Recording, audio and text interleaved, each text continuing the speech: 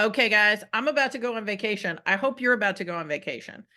Um, the summer is a time for recharge. I don't know if it is everywhere in the world. I know it is here in the States and in most of Europe and in Australia, even though they keep their summer at a different time. um, it's important to take a vacation as a director. And we've said this before, and we can link to other episodes, I suppose, where we've talked about this more, but I just really want to talk about vacation and how you as the director can take a vacation and feel confident in leaving your building. So, how do we do that? Well, I think the first thing we need to do is we need to acknowledge that everybody who's listening to this episode is probably feeling a little bit of burnout, or your staff are, your parents. You know, we're finally back into pre-pandemic life for most families and for most of us going on vacations. And so this may be the first time in several years that you've even thought about taking a vacation without all of the potential masks, risks. Can you go to that theme park? Can you go to those places, or is this like a weekend getaway? I I mean, don't really. I COVID don't is really. still happening, but now it is really much more like getting a summer flu Yeah. because we have some immunity built up and it doesn't knock us down the way it did in 2020. Right. I'm not saying COVID is gone. I'm just saying we're adjusting to whatever the life is now with COVID, right? So whether it's your annual COVID, booster shots, just like you do with a flu shot, those kinds of things. But for the most part, society as a whole around the globe is back to pre-pandemic activities. And so if you haven't thought about taking a vacation, Carrie said this is your time to recharge and refresh. You need to be able to do that. It doesn't matter if you've had your program 21 years or if you've had your program 6 months. There's a possibility, a really strong one, that you have got some just burnout, overwhelm. And part of the struggle about taking that vacation is, who's going to do it? Why do I need to? And then my favorite question, this is my favorite question, because we get this one over the next 4 months. We're going to get it probably twice a week.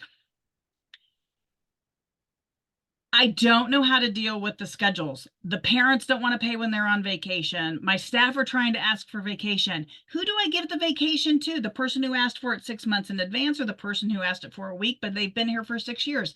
I'm so confused. Okay, well, Carrie? I anticipated this issue when I set up my school.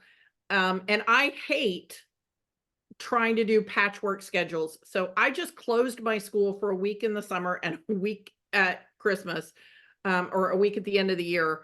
So the week before New Year's, or that includes New Year's, right? And the week that I closed during the summer was the week of 4th of July. And I picked those 2 weeks because most people have at least some days off paid by their employer during that time, or else they get paid time and a half for working during those times. So that's what I did because I don't like doing piecework as far as the schedule. But that doesn't work for everybody. But everybody should. Carrie, what was your best selling feature about that to both your parents and staff and future staff? That all of my staff get 2 weeks of paid vacation, and that when it's going to happen, and that all of the parents are going to get 2 weeks with their kids, and they can schedule their vacations for those weeks. And it's much easier for everybody because they were already going to spend time with family usually at the end of the year, and they were probably going to spend time with family during the summer. So we're just going to go ahead and tell you what week it is.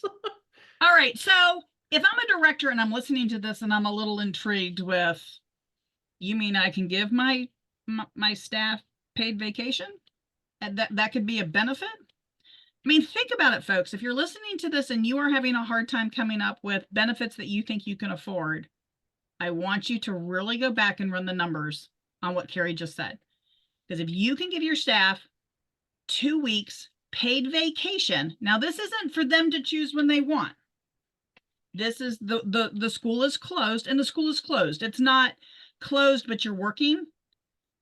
So I'm sure you've all been or heard of programs that close for a week or a few days, but the teachers are all there cleaning their rooms. That's not what happens. The teachers are encouraged to also take a vacation during this time. Yeah. And so, And it just made it easier. And as far as the parents going, oh, I don't want to pay tuition for that time. When I enrolled people, I said, here is your annual tuition.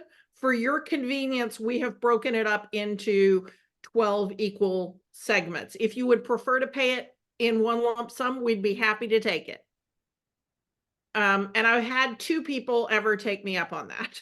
Everybody else has continued with their 12 monthly payments. and if you're So, confused about this, go check out your local private school, because there's a pretty good chance your local private school, especially if it's a pre-K to 12 or K to 12, that's actually how it's written on their website.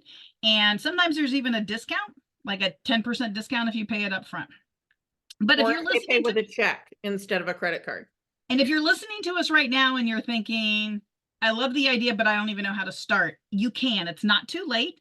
If you've already got an existing program and this hasn't been something you've been doing, this is a great opportunity to have a parent meeting and talk to the parents about how maybe you're having a hard time maintaining staff or hiring staff, and use this as a discussion with the parents on if the parents think the staff deserve a paid vacation. Yep. And And you you may can not start be able right to now. implement it for 2024, but if you have the conversation now, next summer, you can be closed for a week.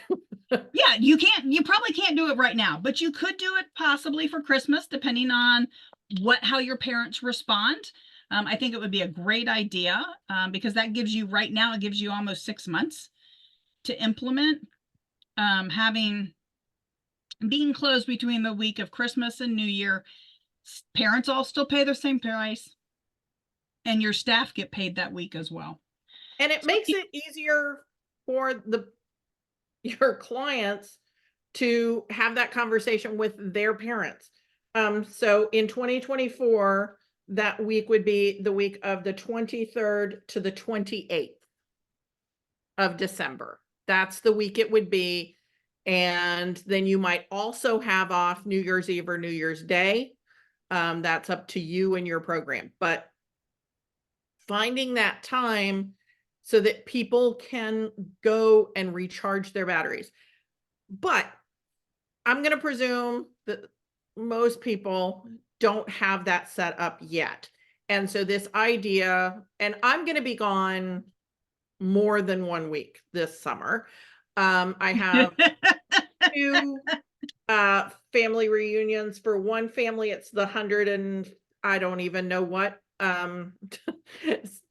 It's over 100 years for that family. And the other family, it's the 100th anniversary of their first family reunion. And so I'm going to 2 reunions in 2 totally different parts of the country. And so I've got to take time on either side of those. And I want to. I love going up to the family farm that I go to in July, in part because I'm from Texas and the farm's in Wisconsin. And in July, there's generally somewhere between a 10 and a 20-point temperature difference between what the temperature is in Texas and what the temperature is in Wisconsin. In North Carolina, I'm taking a couple extra days to go to the beach like I did when I was a kid and my grandma would take me to the beach. So if you're in a situation like that, where you're like, no, I'm going to take a beach vacation, or I'm going to take a get the heck out of the hot area vacation, and your school's not closed, what is stopping a lot of directors, and I don't know if this is what's stopping you, but what's stopping a lot of directors is, yeah, who's going to do my work while I'm gone? Paychecks are still going to need to be cut. Somebody's still going to need to figure out what the lunch break schedule is because Susan didn't show up today. Somebody's still going to need to respond to parents who are mad about whatever parents are mad about today. Who's going to do that? I'm not going to feel like I'm on vacation if I am having to figure out the lunch schedule. And I would agree. You're not going to feel like you're on vacation if you're having to do the lunch schedule. So, Kate, how can they avoid doing the lunch schedule while they're running away from the heat? All right, I've got a couple suggestions. The first one is, okay, well, this is really my cell phone. You may not be able to tell that. Put it away. Unplug for the week, or put it in airplane mode the whole week. If you're one of those people that you need to play your solitaire or your word games or whatever, or you've just gotten to the point where you kind of need that fidget toy, put it on airplane mode. And tell people you're with that that's what you're doing. Make sure they understand. Let your staff know ahead of time. But you're going to have a much easier time if you've trained some people to do that job. Now, I'm not saying that they need to take your job permanently, but they definitely need to know what to do. So my first suggestion at the absolute minimum is have them buy this book or buy the book for them. They can't see it if they're listening to the podcast, Kate. Oh, okay. That makes sense. So what's the name of the book you want them to buy? All right. So it's also going to be in the show notes, but go to Amazon. The book is From Overwhelmed to I Got This. And yes, it's a shameless plug because Carrie and I wrote the book, but it is an awesome book for somebody who has found themselves in an, oh shit, I'm now in charge. So the other thing is have them take a course. So director credentialing in some states is a way for people to become licensed as the director in that state. Now, there's roughly 14 states across the country that is a way that you can become a director without a college degree or college courses. Even if in your state you have to have a college degree, a course like this is still a beautiful idea because you can train anybody using this course, and they are now prepared to take that role, even if it's just for you 2 weeks a year. So really think that through. We'll have links in the show notes for our course. We've been doing this course for 23 years. I kind of feel like we know what we're doing. We have an online version, which is what I'm going to promote this month because we want you guys to enjoy your July and August. So do your own goal setting, have a conversation with your family, spouse, children, or maybe just go take a vacation by yourself. Doing a solo vacation is awesome. I highly recommend it if you've never done one, but this is an opportunity for you to recharge. And that could be just hanging out at a hotel 2 towns over watching HGTV all day. Hey, stop talking about me. So whatever you do, disconnect, unplug, put your phone away, put your computer away, prep somebody to be in charge, or maybe a couple of different people. And you've got time to do that where you can still take this opportunity to get away before the back to school madness. And if you can't, I'm gonna say maybe you don't feel like this is your first vacation, and so turning the phone off is not going to work for you. Coach whoever is in charge while you're gone on what things do count as an emergency and they should call you. That is your security blanket and that's their security blanket. So maybe the security blanket is if licensing comes for a visit, if a family is threatening to disenroll, or if 911 was called, or if, I don't know, the electricity or the water get turned off. Like, here we go. There's 5 things. If any of these 5 things come, you can call me. And the first year I was gone more than the week I was closed, I did check in every day at a specified time, so that it was a little bit of a security blanket for me and for my assistant director who was being in charge, because I knew I would get the skinny, I would get the update, I would get to know what was happening. And then I could relax the rest of the day. If I didn't have that, I was worrying all the time about what was happening at the school.